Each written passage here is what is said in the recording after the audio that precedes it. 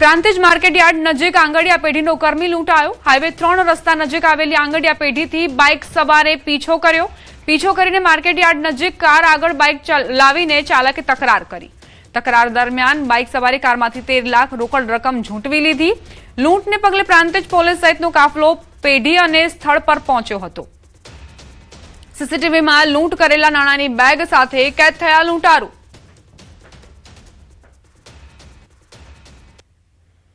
સાબરકાંઠામાં આ લૂંટની ઘટનાના સીસીટીવી ફૂટેજ જુઓ। બાઇક સવારે કારમાંથી 13 લાખ રોકડ રકમ ઝૂંટવી લીધી। લૂંટને પગલે પ્રાંતિજ પોલીસ સ્ટેશનમાં ગુનો નોંધાયો છે। પોલીસ સ્થળ પર પહોંચી અને ત્યારબાદ સીસીટીવીમાંથી જે લૂંટ કરવામાં આવી હતી તે ઘટનાના ફૂટેજ મેળવ્યા। હવે તેના આધારે પોલીસે તપાસ શરૂ કરી છે। આંગડિયા પેઢીનો આ કર્મચારી લૂંટાયો।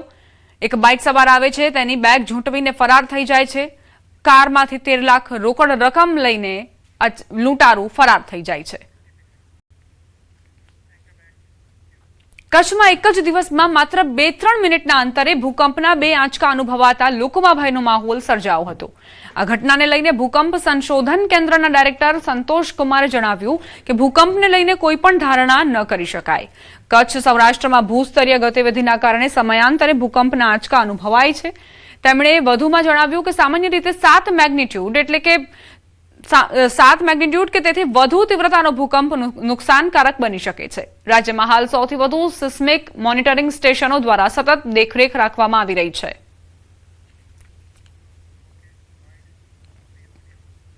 देखिए, कच्छ में 2001 में जो बड़ा भूकंप आया था 7.6 मैग्नीट्यूड का, उसके बाद से अब तक वहाँ का जो सिस्टम है, फॉल्ट सिस्टम जो है वो सारा का सारा डिस्टर्ब हुआ है और उस समय के बाद से अभी तक वहाँ पे आफ्टर शॉक्स आ रहे हैं। अभी हाल में जो अर्थक्वेक्स वहाँ पे आए थे वो 2 अर्थक्वेक्स 3.6 और 3.2 मैग्नीट्यूड के कल दोपहर को 2 मिनट के अंतराल में आए थे। पर ये भी जो नॉर्मल सिस्मिसिटी है उसी का एक भाग है। जो पहला अर्थक्वेक था वो मैग्नीट्यूड 3.6 का था और उसी जगह पे 3 मिनट के बाद दोबारा से अर्थक्वेक आया जो उसका आफ्टर शॉक बोला जा सकता है। देखिए, सौराष्ट्र में जो सच बहुत बड़े फॉल्ट्स नहीं हैं सौराष्ट्र के अंदर, लेकिन वहाँ पर बहुत सारे वीक जोन्स लिनामेंट्स हैं। और कच्छ में सौराष्ट्र में हमने ये खासकर देखा है कि जब भी वहाँ पर हैवी रेनफॉल होता है, जब ज़्यादा बारिश होती है तो बारिश का पानी इन वीक जोन्स में वो जो दरारें हैं वहाँ पे उसके थ्रू वो नीचे चला जाता है। उसे पानी की जो सपाटी में फेरफार आता है और जिससे नीचे की जो रॉक्स हैं, जो लिनामेंट्स हैं, वो अब जिस स्थिति में हैं उनका संतुलन थोड़ा आपस में बिगड़ जाता है, जिसके कारण वो वहाँ पे स्ट्रेस जो है वहाँ थोड़ा पैटर्न चेंज हो जाता है और उसके कारण अर्थक्वेक्स वहाँ पे आते हैं। देखिए, अर्थक्वेक्स को आप कभी भी प्रिडिक्शन नहीं कर सकते हैं। 2 तरह की थ्योरी है कि अगर छोटे छोटे अर्थक्वेक्स आते रहते हैं तो बड़ा अर्थक्वेक नहीं आएगा, लेकिन ऐसा हमेशा नहीं देखा गया। अमित शर्मा साथे गौतम श्रीमाળી, न्यूज़ 18 गुजराती, गांधीनगर। ભાવનગરમાં સ્પાની આડમાં ચાલતા અનૈતિક દેહ વ્યાપાર સામે પોલીસે મોટી કાર્યવાહી કરી છે। દેહ વ્યાપાર ચલાવતી મહિલા સામે પાસાની કાર્યવાહી કરાઈ છે। જિલ્લા કલેક્ટરે પાસાનું વોરંટ જાહેર કરતા આ મહિલા સંચાલકની ધરપકડ કરી ભુજ જેલમાં ધકેલાઈ। શહેરમાં દેહ વ્યાપાર કેસમાં કોઈ મહિલા સામે પ્રથમ વખત પાસાની કાર્યવાહી થઈ છે। એટલું જ નહીં, પોલીસે આરોપી મહિલાની ગેરકાયદે કમાણીથી ખરીદાયેલી ₹80 લાખની મિલકત પણ સીલ કરી છે। બીએનએસ કલમ 107 હેઠળ રાજ્યમાં પ્રથમ વખત પ્રોપર્ટી જપ્ત કરવાની કાર્યવાહી કરાઈ છે। વાઘાવાડી રોડના 2 સ્પા પર દરોડા બાદ સમગ્ર રેકેટનો પર્દાફાશ થયો હતો।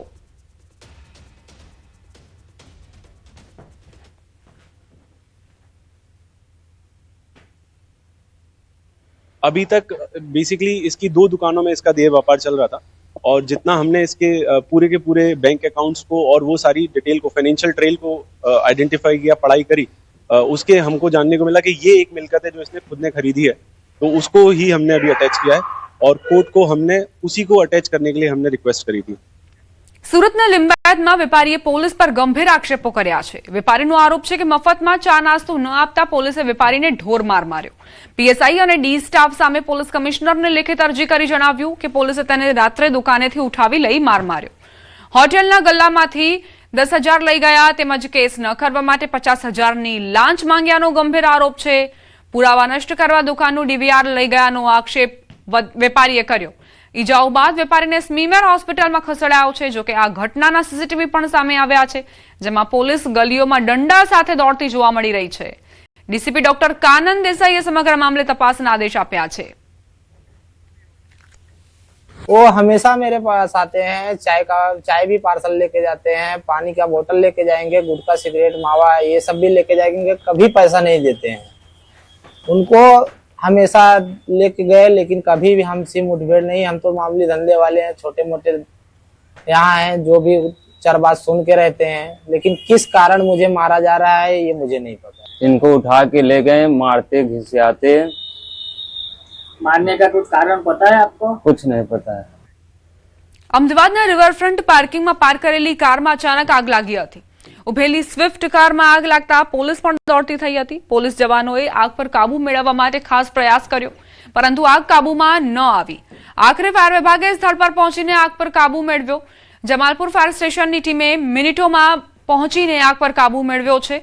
આસપાસ પાર્ક કરાયેલા વાહનોને તાત્કાલિક ખસેડાતા વધુ નુકસાન અટક્યું હતું। આગનું કારણ અકબંધ છે। ઘટનાને લઈને વધુ તપાસ શરૂ કરાઈ છે।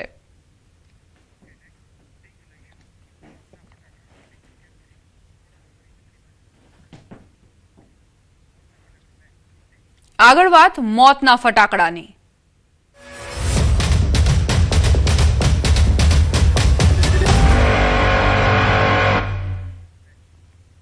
ગતરાડ ફટાકડા ફેક્ટરીમાં બ્લાસ્ટની ઘટના કેસમાં ફેક્ટરી સંચાલક મેહુલ ડોડિયા શાહપુર વિસ્તારનો રહેવાસી હોવાનું સામે આવ્યું। અખાડા સરકીવાડ પાસે છેલ્લા ઘણા સમયથી મેહુલ ડોડિયા રહેતો હતો। હાલમાં મકાન બંધ હાલતમાં જોવા મળ્યું। અગાઉ મકાનમાં પણ પ્રોડક્શન થતું હોવાનું સ્થાનિકોનો આરોપ છે। છેલ્લા થોડા સમયથી મકાન છોડી અન્ય જગ્યાએ રહેતા હોવાનું સામે આવ્યું છે। મેહુલ ડોડિયાની માતા રમીલાબેનના નામે ચાલતો હતો ફટાકડાનો કારોબાર।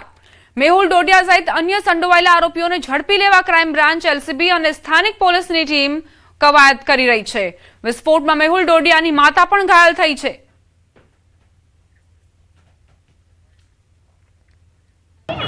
અમદાવાદના ગતરાડ વિસ્તારમાં ફેક્ટરીમાં જે થયેલા બ્લાસ્ટ અને બ્લાસ્ટ બાદ થયેલી આગની ઘટનામાં 8 લોકોના મોત નીપજ્યા છે। આ ગંભીર ઘટનામાં જે સંચાલક માનવામાં આવી રહ્યો છે તેઓ મેહુલ ડોડિયા અમદાવાદના શાહપુર વિસ્તારમાં આવેલા અખાડા સરકીવાડ જે છે ત્યાં આગળનો રહેવાસી છે।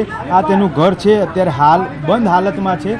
છેલ્લા કેટલાય સમયથી સ્થાનિકોનું કહેવું છે કે તેઓ અહીંયા નથી રહેતા, અલગ અલગ જગ્યાએ રહે છે, પરંતુ આ ઘર જે છે તેમાં કેટલીક વખતે આવે છે અને એકાદ દિવસમાં તેઓ પરત જતા રહે છે। હાલ પોલીસ જે છે તેની શોધખોળ હાથ ધરી રહી છે। માનવામાં આવી રહ્યું છે કે જે આ ફટાકડાની ફેક્ટરી જે છે તેમાં અન્ય 2 પાર્ટનરો હતા, તેની પણ પોલીસ શોધખોળ હાથ ધરી છે।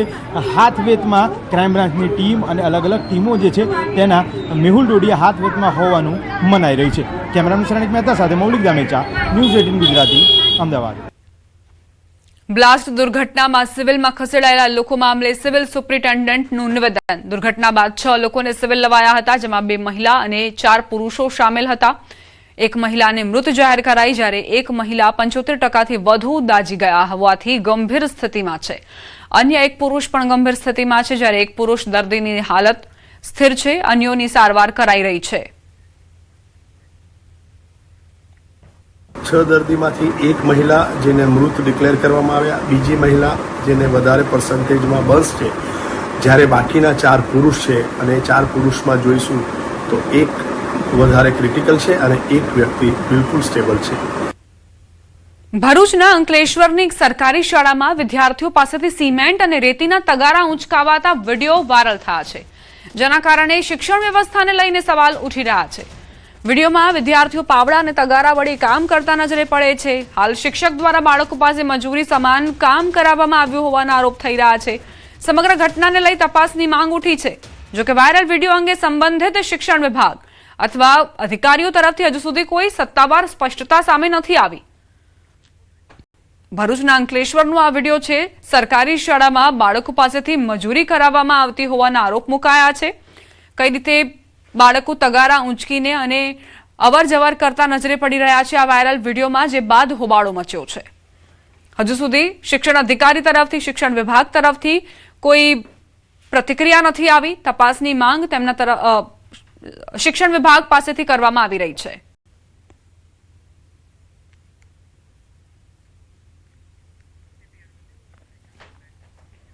અરવલ્લીથી સમાચાર. વિદ્યાર્થીને ઢોર માર મારવામાં આવ્યો. મોડાસાની પ્રાર્થના ગ્લોબલ સૈનિક સ્કૂલમાં આ ઘટના બની. મોક ટેસ્ટનું પેપર લીક કર્યાની શંકાએ માર માર્યો. ધોરણ 8ના વિદ્યાર્થીને પ્લાસ્ટિકની પાઇપ અને દંડા વડે માર મરાયો હોવાનો આરોપ છે. વિદ્યાર્થીને 108 મારફતે મોડાસા સાર્વજનિક હોસ્પિટલમાં ખસેડાયો.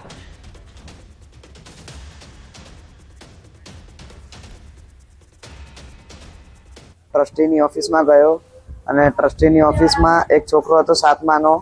તો એ કહેતો હતો કે મેં એને પેપર આપ્યું સંસ્કૃત અને ઇંગ્લિશનું, જે કે મેં નહોતું આપ્યું એને. પછી મેં સરને કીધું કે તમે સીસીટીવી ચેક કરો. તો એ કહે છે કે તે મને ખરીદી નથી રાખ્યો, તું કોઈ હોતો નથી મને કહેવા વાળો.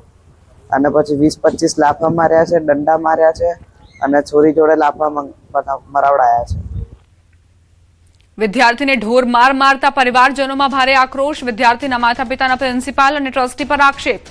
પ્રિન્સિપાલ અને ટ્રસ્ટી બંને મળીને માર માર્યાનો આરોપ છે. માર મારનારાઓ સામે કડક કાર્યવાહીની માંગ કરાઈ. સ્કૂલના આક્ષેપો પર વાલીનું નિવેદન. પેપર ચોરી કર્યાના સ્કૂલ પાસે કોઈ પુરાવા નથી.